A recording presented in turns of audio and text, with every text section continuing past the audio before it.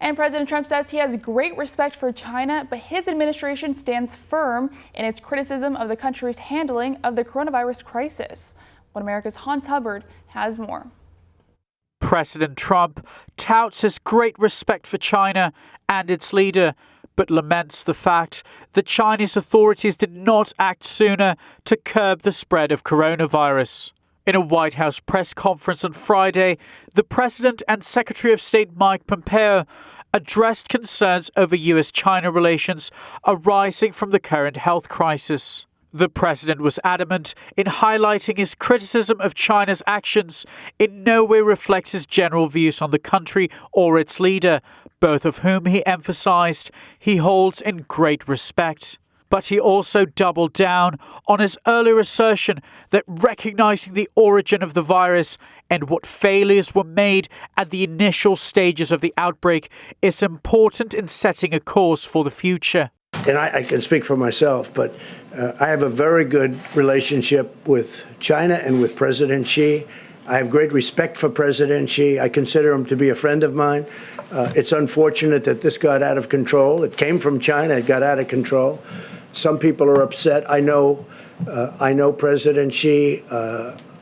He loves China. He respects the United States.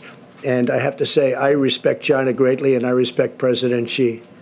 State Secretary Mike Pompeo mirrored the president's sentiments, remarking on the special obligation China has to the world, being the first country to know of this new threat.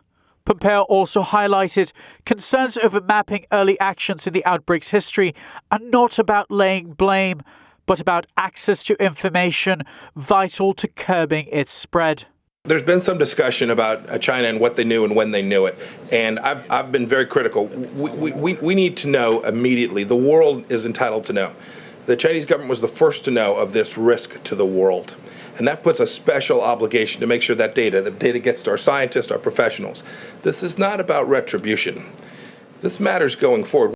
According to Pompeo, the failure of the Chinese Communist Party to communicate with its own scientists during the early parts of the outbreak are an indicator of possible future failures in distributing data to the rest of the world, a troubling prospect as the outbreak's epicenter shifts in coming months. And so when you see a delay in information flowing from the Chinese Communist Party to the technical people who we wanted to get into China immediately to assist in this, every moment of delay connected to being able to identify this the risk vectors creates risk to the people all around the world. And so this is why it's not about blaming someone for this. This is about moving forward to make sure that we continue to have the information we need to do our jobs.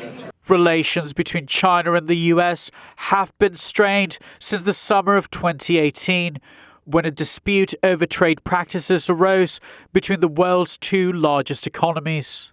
And according to analysts, as China leaves the peak of the coronavirus crisis, its government could seek to take advantage of its edge in health supply manufacturing to make geopolitical gains.